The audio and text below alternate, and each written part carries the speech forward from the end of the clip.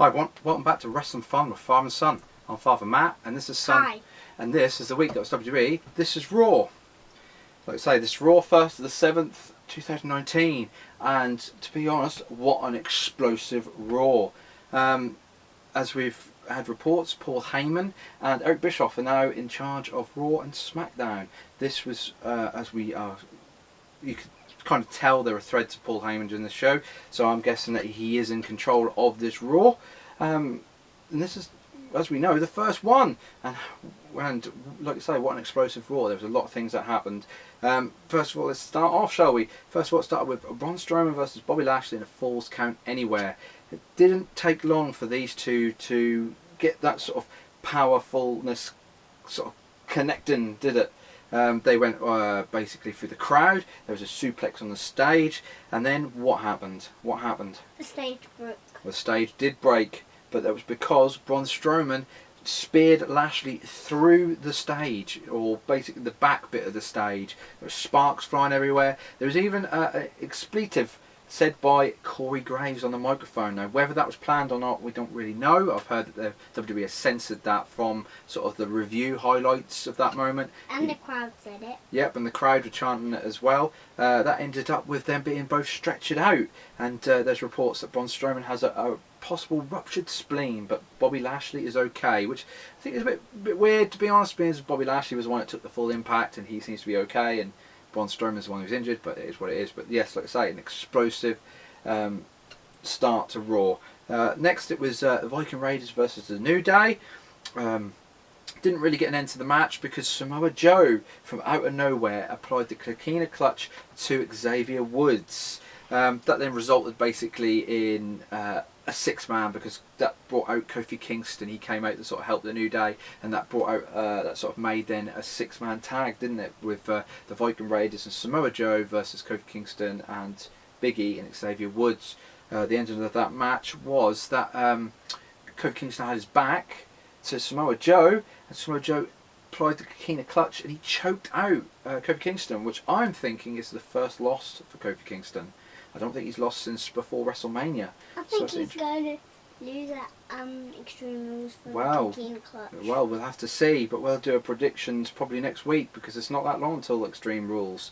Next we had Drake Maverick in the backstage with his wife. His wife was blindfolded. She thought he was taking her on a mystery tour. Ended up being backstage at Raw, which is quite funny. Obviously he's trying to pursue that 24/7 title. Only for then R-Truth to sort of appear and sort of taunt Drake Maverick. Next, it was another backstage with the club and AJ Styles, talking about like last week and about how AJ Styles was saying that the club were oppressive but they still lost, and then they were saying about AJ's win over Ricochet, and that also threads in later on. Then we had No Way Jose came out. He was going to have a match with Cesaro, and we had a shot of Drake Maverick and his wife in the crowd. But at the end of No Way Jose's sort of conga line was who? R-Truth. R-Truth again, yes, again taunting him by laying down on the barricades and taunting him, and then all the jobbers sort of came out and sort of ran off R-Truth. Cat in the hat. Yeah, he was. Yep, Cat in the Hat, wasn't it? Yep, and the jobbers come out and ran Truth off, and so there was no real contest there between Cesaro and No Way Jose, as Cesaro then attacked No Way Jose, and they didn't really get the match started or anything. Next, we had an interview with an NXT tag team, didn't we? Who was that tag team? Do you know who they were? The Street Profits. Yes, the Street Profits. They're obviously the NXT tag team champions at the moment. I like this team. I think they're really good, and you could tell that this was a Paul Heyman thing. He obviously brought them up, didn't he, onto the main roster. Like I say, they had a few interview sections during the night, which I thought were quite good. Next, we had Shane McMahon and Drew McIntyre come out and kind of do the same sort of thing as we've done over the last couple of weeks. They did a promo on The Undertaker, calling out The Undertaker, only for there to be like thunder, the lights were flickering and all that, and then they did this effect which was quite good. They used to do this in the 90s with The Undertaker. They had lightning bolts on the screen that hit the stage.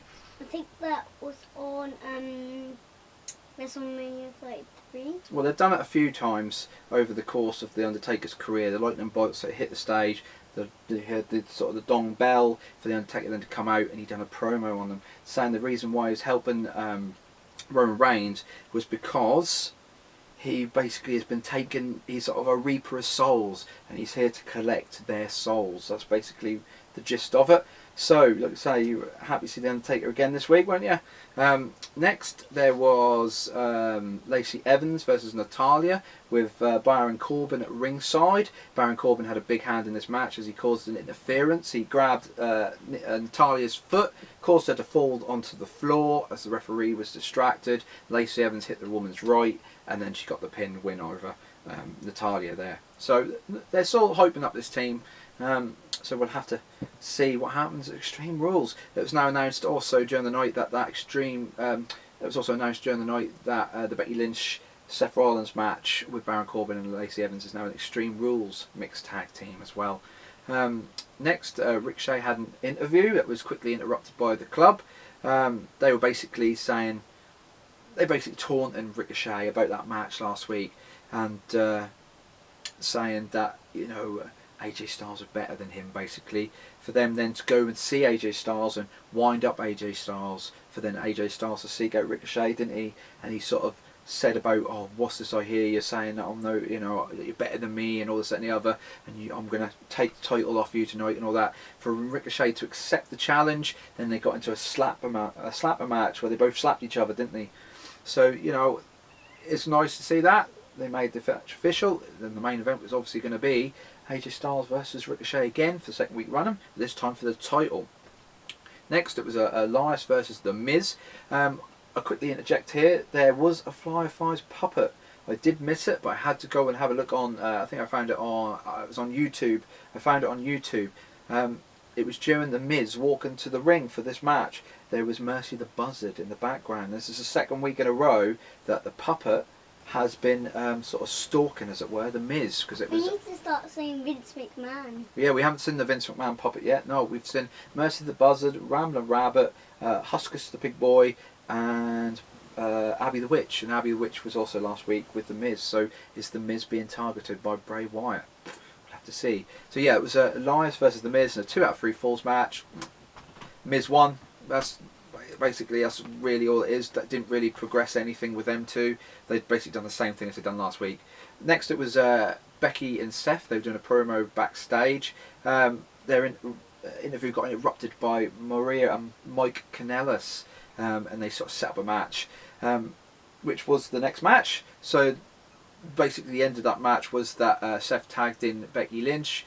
Mike went to tag in Marie. She got down on the apron, got a microphone, and announced that she was pregnant. Whether this is true or not, we don't know. And then she was basically taunting Mike, saying about how Becky Lynch was more of a man than her. For then Becky Lynch to then use a disarmer on Mike Kanellis, didn't she? And she tapped him out, and then they had sort of a bickering. So they've probably got a bit of marriage problems there.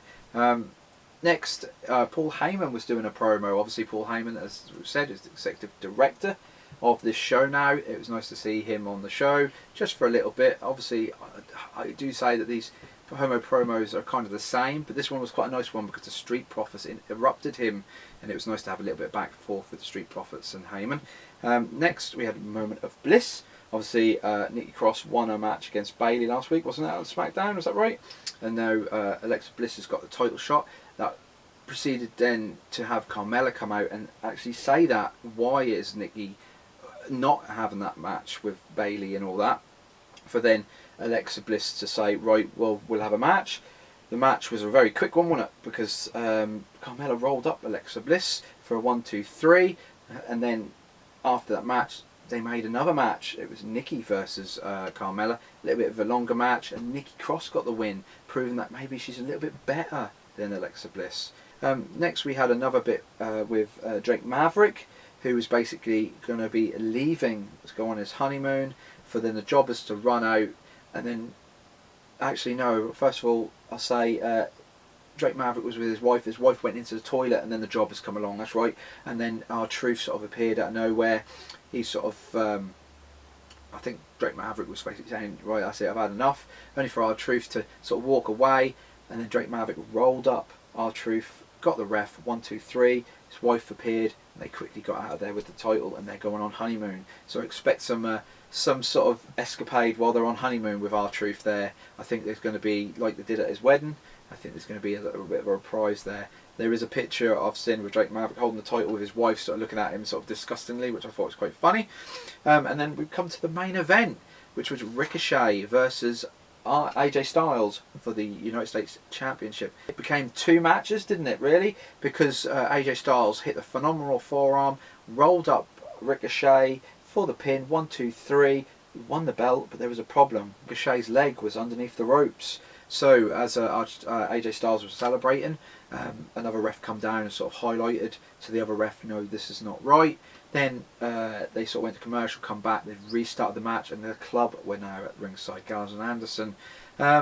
It sort of had a really good match, but the end of that match was that Ricochet did a roll-up win and retained the title, only for then AJ Styles to do what?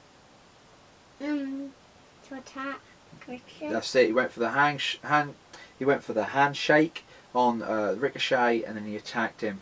Brought the club in. The club did the magic killer, and then Styles did what from the turnbuckle? Styles Clash. The Styles Clash, yes. So now AJ Styles has gone full heel, as it were. Like I say, it was a nice ending to Raw. This week's Raw, I think, was very good. I think we're going in the right direction. They keep doing this. We're going to be seeing some really good Raws, especially that explosive angle. That's what everyone's talking about at the minute. That'll be what our thumbnail is, with the big explosions and going through the ring, going through the stage, sorry. Yeah, so it definitely had Heyman's stamp. You could tell with some of the scripts as well, that very Heyman-esque, some of the sayings and stuff. So this is very, very exciting. What's even more exciting though is SmackDown tonight. It's Eric Bischoff's first SmackDown in charge, or so we know it is anyway. So now he's got that to follow. I'm looking forward to SmackDown. I think SmackDown's going to be very interesting tonight. I think they've got. It's nice to have that internal competition, especially with AEW as well. They've got outside competition and internal, so I'm expecting really good things now, hopefully, and this is a step in the right direction.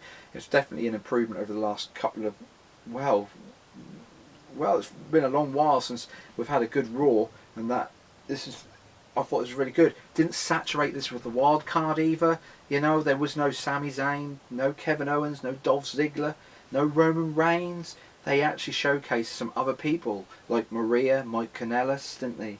You know, and like I said, I was really, really impressed.